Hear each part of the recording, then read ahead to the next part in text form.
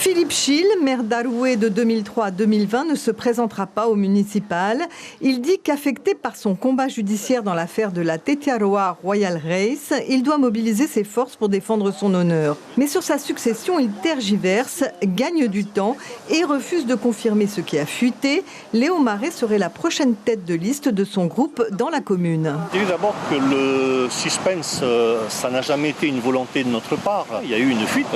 Cette fuite que je trouve extrêmement malheureuse. J'ai confirmé aujourd'hui que je me retirais. Et c'est à cette nouvelle tête de liste de présenter son programme, de présenter sa liste, de défendre son projet et non pas à moi. Pareil avec Léo Maret, même à 8 semaines des élections, il ne veut ni infirmer ni confirmer la rumeur de son investiture.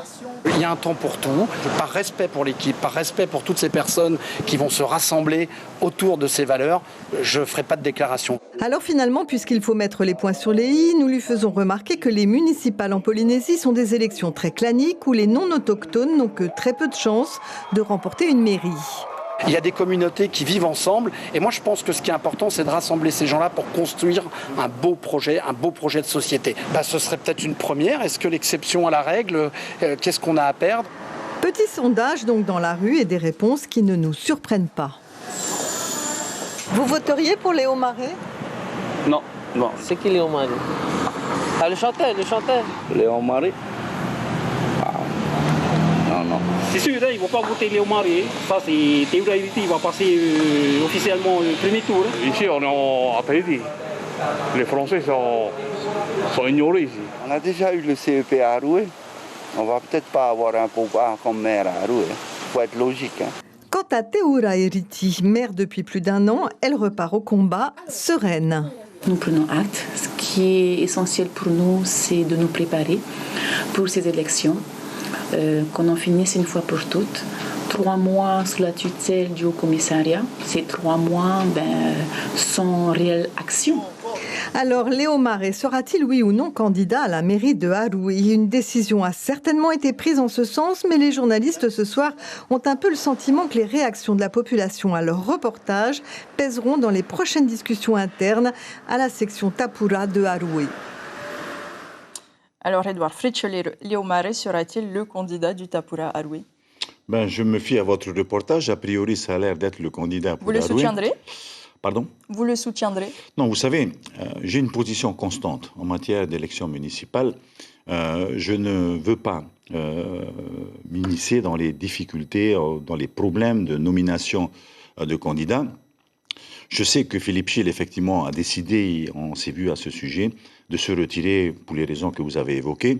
Mais aujourd'hui, effectivement, je vais vraisemblablement attendre aussi que notre fédération de Aroué prenne une décision officielle sur le candidat qui va remplacer Philippe Schill. Mais ce ne sera pas facile. Philippe Schill est maire depuis 3 mandats, je crois maintenant. Il a succédé à Boris Leontief. Il a beaucoup fait sur Aroué. Aujourd'hui, sa décision de retrait, effectivement, perturbe les esprits. Et aujourd'hui, il y a Teura Iriti. Aroué est tout de même une commune à rajouter à l'escarcelle du Tapura. Ah, c'est une nouvelle que vous m'apprenez. Non, Teura Iriti est une amie. Enfin, on a grandi ensemble dans la vie politique. Je continue à soutenir la commune d'Aroué pour ses besoins d'investissement. Non, pour l'heure, en tous les cas, Teura Iriti n'est pas au Tapura Huiratira. Je n'ai jamais eu, je vous le promets, je n'ai jamais eu de discussion avec elle quant à sa venue au Tapura Huiratira. On parle législative. Nicole Boutot a donc été choisie à l'unanimité malgré sa démission du gouvernement.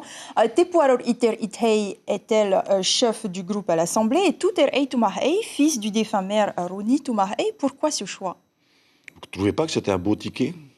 C'est à vous de nous le dire. Non, je pense que dès la commission d'investiture, il y a eu effectivement un choix à l'unanimité. Je l'ai soumis, ce choix, au conseil politique du Tapura Huiratira avant-hier soir, qui l'a accepté à l'unanimité. Je voudrais vous dire parce que je sais que le problème, c'est pas les deux autres, c'est Nicole Bhutto.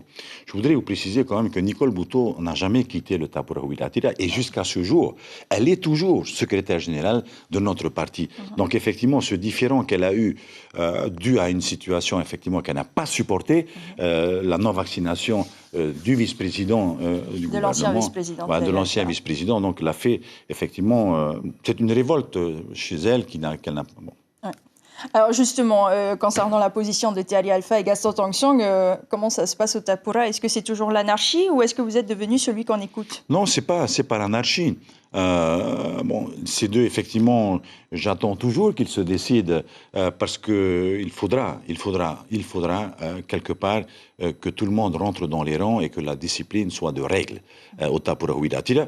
Bon, nous attendons le 23 décembre, effectivement, les sanctions devrait commencer à tomber, mais je pense que ce sera plus vers la fin du mois de janvier que nous réviserons sur la situation de mes deux amis que sont Thierry et Gaston Tong-Sang. Des sanctions auxquelles ils seront soumis. Et le pass sanitaire, justement, il est imposé à quelques endroits clés du pays. Est-ce que le conditionner à ces lieux nous permettra vraiment de passer entre la troisième vague?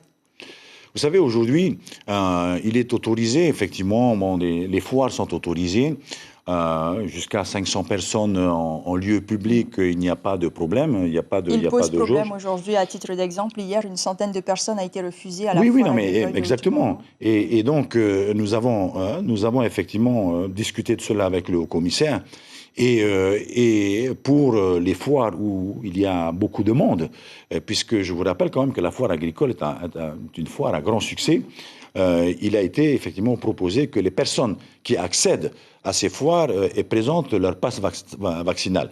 C'est un fait aujourd'hui, mais vous regardez le peu de monde qui a été effectivement refusé, dont l'accès a été refusé, mais il faut dire aussi qu'à côté de cela, les visiteurs continuent à venir à la foire de Tumaoro parce qu'ils ont leur passe vaccinal. C'est ce qui se passe aussi aujourd'hui pour le Noera Terima'i qui se produit actuellement du côté de Maman.